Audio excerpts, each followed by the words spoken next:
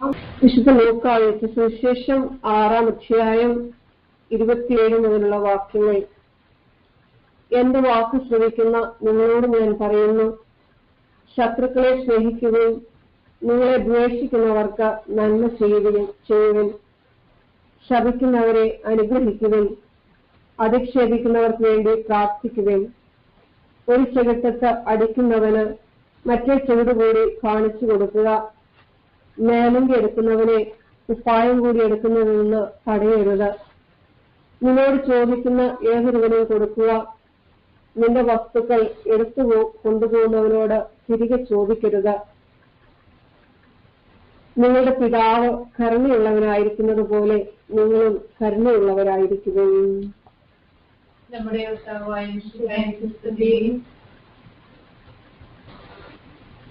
പ്രിയപ്പെട്ടവരെ, കർത്താവിന്റെ വചനങ്ങളെ ധ്യാനിക്കുമ്പോൾ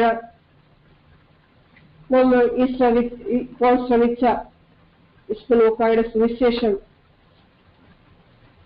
6-ാം അധ്യായത്തിലെ 36-ാം വാക്യം, നിങ്ങളുടെ പിതാവ് കരുണയുള്ളവനായിരിക്കുന്ന പോലെ നിങ്ങളും കരുണയുള്ളവരായിരിക്കുവിൻ. അതെ, ഈ കരുണയുടെ ഈ ജൂബിലി വർഷത്തിൽ പ്രത്യേകമായി നമ്മെ അനുസ്മരിപ്പിക്കുന്ന വചനങ്ങളാണിത്.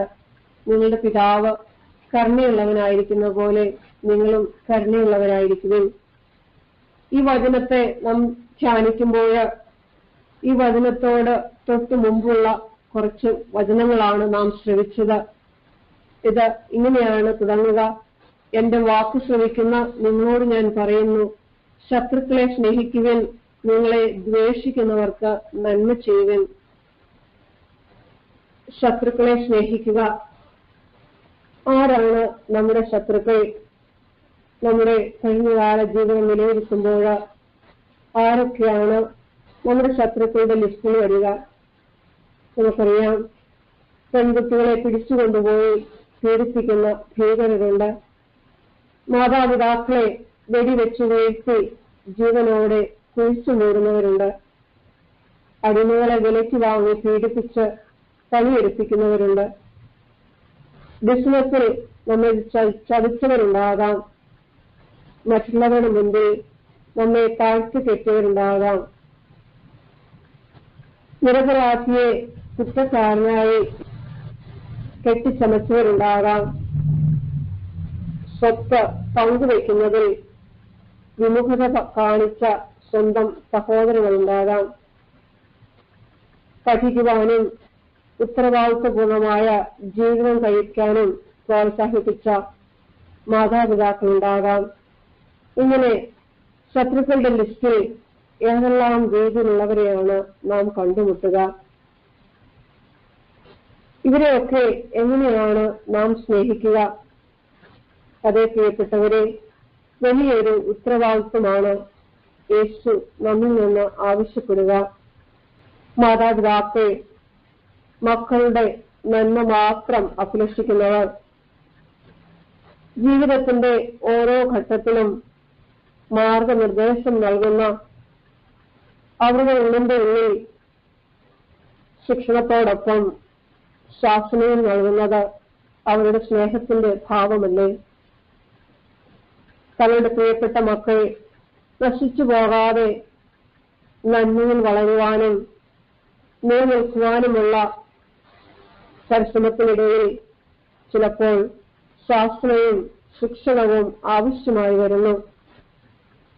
എന്നാൽ അവരെ നാം ചിലപ്പോൾ ശത്രുക്കളുടെ ലിസ്റ്റിൽ ഉൾപ്പെടുത്താറുണ്ട്. എന്നാൽ ആത്മാർത്ഥമായി അവരെ സ്നേഹിക്കുവാനും അവർക്ക് വേണ്ടി പ്രാർത്ഥിക്കുവാനും സാധിച്ചാൽ മക്കളുടെ ജീവിതം അനുഗ്രഹമായി മാറില്ലേ?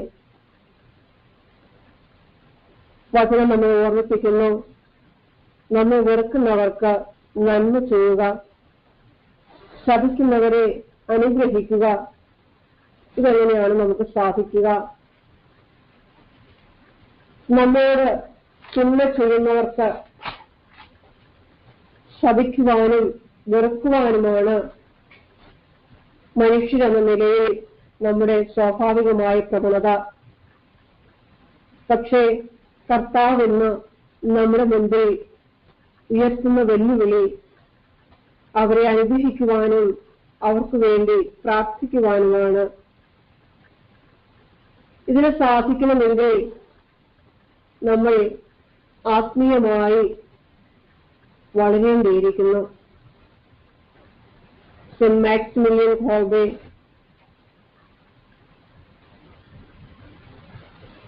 നാസി തടങ്കൽ പാളയത്തിൽ പട്ടിണിയിലും ഏകാന്തതയിലും വിശപ്പിലും നഗ്നതയിലും ദൈവകീർത്തനം പാടിയ ഒരു ജീവിതം, സ്വന്തം ജീവൻ മറ്റുള്ളവർക്കായി സമർപ്പിച്ച യേശുനാഥനെ അനുകരിച്ച് സ്വജീവൻ സമർപ്പിച്ചവൻ കഴിഞ്ഞ വേൾഡ് യൂത്ത് ഡേയിൽ പോളണ്ടിൽ അരങ്ങേറിയപ്പോൾ പരിശുദ്ധ പിതാവ് ഫ്രാൻസിസ് പാപ്പ അദ്ദേഹത്തെ പ്രാർത്ഥിച്ചിരുന്ന സെല്ലിൽ പോയിരുന്ന പ്രാർത്ഥിച്ച രംഗം ഇപ്പോഴും ഓർമ്മയിൽ വരുന്നു. ഏകാന്തതയുടെ, ഒറ്റപ്പെടലിന്റെ, വിശപ്പിന്റെ ദുർഗന്ധത്തിൽ നിന്ന് പരിശുദ്ധിയുടെ പരിമളം, സ്നേഹത്തിന്റെ പരിമളം, സാഹോദര്യത്തിന്റെയും സമർപ്പണത്തിന്റെയും പരിമളം ഉയർത്തിയ വിശുദ്ധനായ വ്യക്തി മാക്സിമിലിയൻ കോൾബെ. ആ വിശുദ്ധമായ ജീവിതം നമ്മെയും ഓർമ്മപ്പെടുത്തുകയാണ്. നമ്മെ വെറുക്കുന്നവർക്ക് നന്മ ചെയ്യുവാൻ, നമ്മെ ശപിക്കുന്നവരെ അനുഗ്രഹിക്കുവാൻ. പ്രിയമുള്ളവരെ, ഇതൊക്കെ ഒരു കഴിഞ്ഞകാല സംഭവമായി നമ്മുടെ മുൻപിൽ പ്രത്യക്ഷപ്പെടുമ്പോൾ ഇന്നത്തെ ലോകത്തിൽ എന്താണ് സംഭവിക്കുന്നതെന്ന് നമുക്കറിയാം. ശത്രുകരങ്ങളിൽ പീഡിപ്പിക്കപ്പെടുന്ന 94 ലക്ഷം എവിടെ, എങ്ങനെ, ഏത് ജീവിത സാഹചര്യത്തിൽ ഒന്നും വ്യക്തമല്ല. എങ്കിലും വിശുദ്ധമായ ആ ജീവിതത്തിൽ നിന്ന് പുണ്യത്തിന്റെ പരിമളം ഉയരണമെങ്കിൽ അദ്ദേഹത്തിന്റെ വേദനയിലും ദുഃഖത്തിലും അന്ധകാര രാത്രികളിലും നമ്മുടെ പ്രാർത്ഥന കൂട്ടിനുണ്ടാകണം. നമ്മുടെ ത്യാഗങ്ങളും കഷ്ടപ്പാടുകളും ഈശോയ്ക്ക് അർപ്പിച്ച് നാം പ്രാർത്ഥിക്കണം.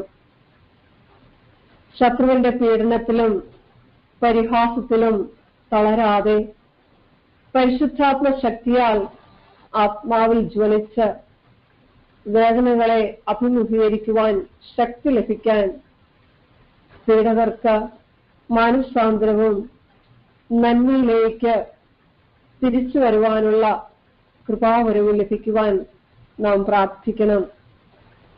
അപ്പോസ്തല പ്രവർത്തനങ്ങളിൽ 16-ാം അധ്യായം 25 മുതൽ 32 വരെയുള്ള വാക്യങ്ങളിൽ തടവറയിലെ അത്ഭുതം നാം കാണുന്നുണ്ട്. പൗലോസും ശീലാസും ദൈവസ്തുതി പാടുകയായിരുന്നു. അപ്പോൾ അവരുടെ ചങ്ങലകൾ അഴിഞ്ഞു വീണു.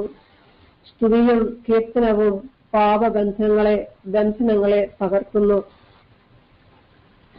വീണ്ടും അപ്പോസ്തല പ്രവർത്തനം 16-ാം അധ്യായം 32-ാം വാക്യം ഇപ്രകാരം നമ്മെ ഓർമ്മിപ്പിക്കുന്നു: കർത്താവായ യേശുവിൽ വിശ്വസിക്കുക, നീയും നിന്റെ കുടുംബവും രക്ഷ പ്രാപിക്കും.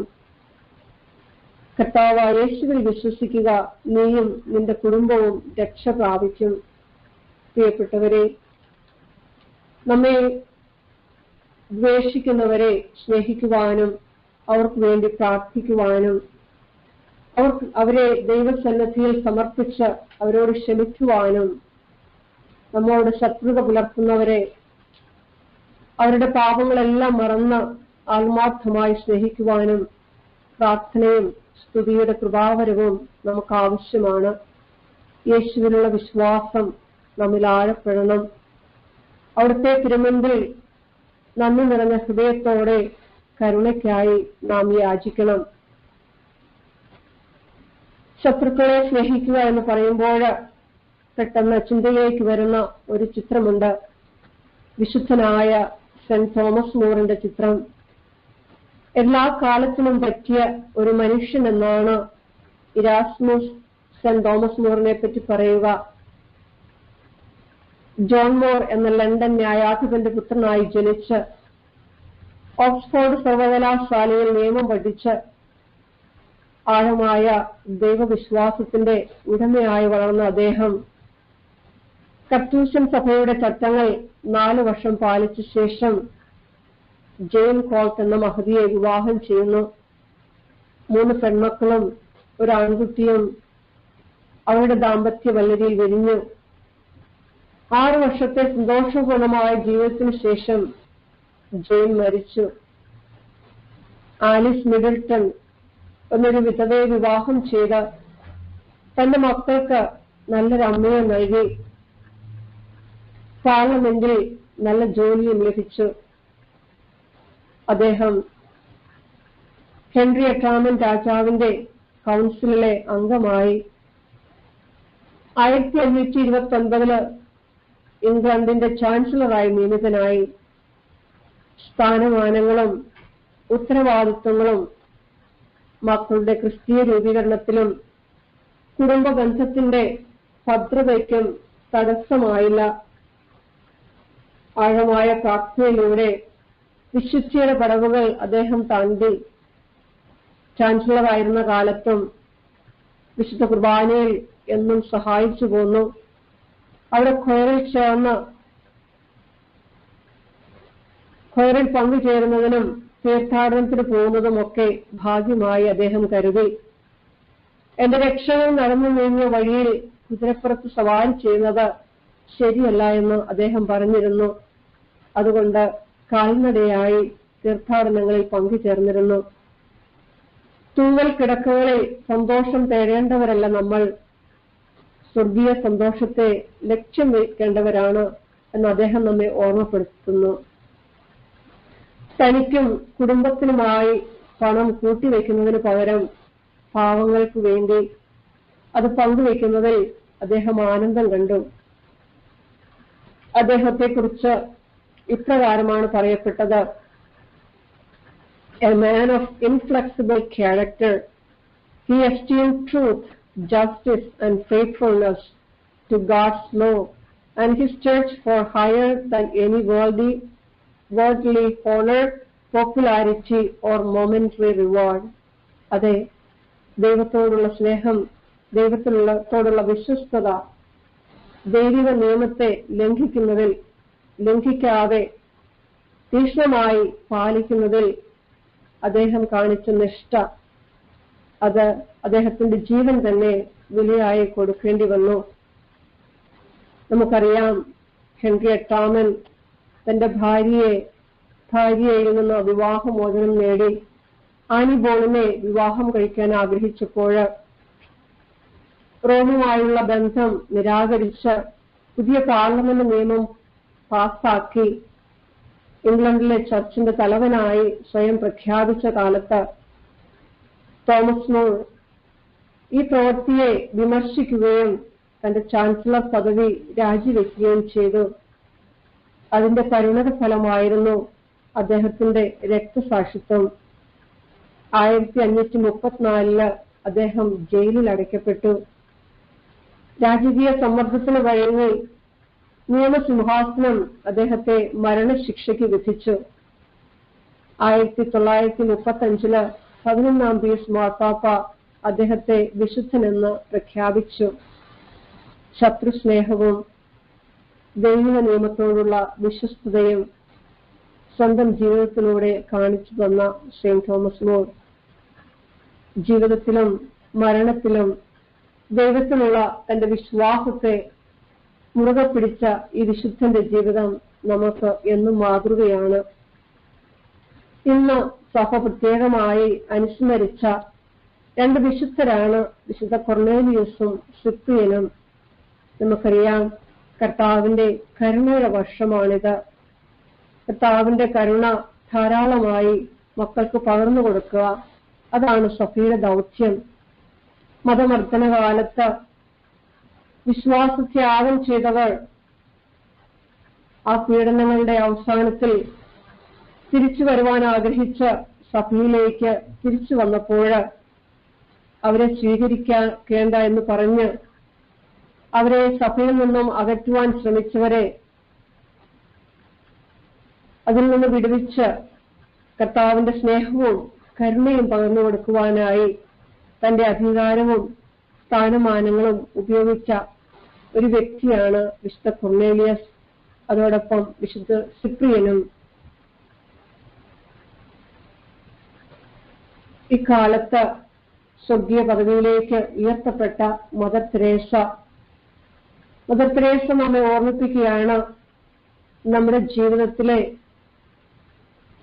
എണ്ണ വിളക്കുകൾ എന്താണ്, അനുദിന ജീവിതത്തിലെ കൊച്ചു കൊച്ചു കാര്യങ്ങളിലുള്ള വിശ്വസ്തത, കൃത്യനിഷ്ഠ, കരുണയോടെയുള്ള വാക്കുകൾ, മറ്റുള്ളവരെ കുറിച്ചുള്ള പരിഗണന, മറ്റുള്ളവരുടെ നേരെയുള്ള സ്നേഹപൂർവമായ നോട്ടം, നമ്മുടെ സംസാരം, നമ്മുടെ പ്രവൃത്തികൾ, ഇവയൊക്കെയാണ് നമ്മുടെ വിശ്വാസ ജീവിതം കത്തിപ്പടരുവാൻ സഹായിക്കുന്ന സ്നേഹത്തിന്റെ കൊച്ചു കൊച്ചു എണ്ണത്തുള്ളികൾ.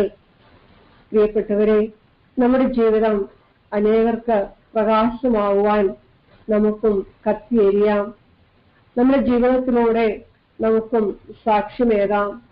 നമുക്ക് മുൻപേ മാതൃക കാട്ടി കടന്നുപോയ ഈ വിശുദ്ധരുടെ മാതൃക നമുക്കും പിൻചെല്ലാം. സ്വർഗസ്ഥനായ പിതാവ് കരുണയുള്ളവനായിരിക്കുന്നത് പോലെ നമുക്കും കരുണയുള്ളവരാകാം. കർത്താവിന്റെ വചനങ്ങളെ ധ്യാനിച്ചുകൊണ്ട് അവിടുത്തെ തിരുമുമ്പിൽ ആയിരിക്കുന്നത് നമുക്ക് നമ്മുടെ കൂട്ടായ്മയെ കർത്താവിന്റെ കരുണയ്ക്കായി സമർപ്പിച്ച് പ്രാർത്ഥിക്കാം. പരസ്പരം ക്ഷമിക്കുവാനും സ്നേഹിക്കുവാനും കർത്താവിന്റെ വചനത്തിൽ നിലനിന്നുകൊണ്ട് നമ്മുടെ ജീവിതത്തെ ഒരു നിരന്തര ബലിയായി യേശുവിനെ അർപ്പിക്കുവാനുമുള്ള കൃപയ്ക്കായി ആഗ്രഹിച്ച് പ്രാർത്ഥിച്ചുകൊണ്ട് അല്പസമയം കർത്താവിനെ നമുക്ക് സ്വതന്ത്രമായി സ്തുതിക്കാം. മാറിപ്പോകട്ടെ, പോകട്ടെ, എല്ലാ ഞങ്ങൾക്ക് എല്ലാവർക്കും വിടുതലും വിമോചനവും നൽകി അനുഗ്രഹിക്കണമേ. കൈകൾ കൂപ്പി ആശീർവാദം സ്വീകരിക്കാം.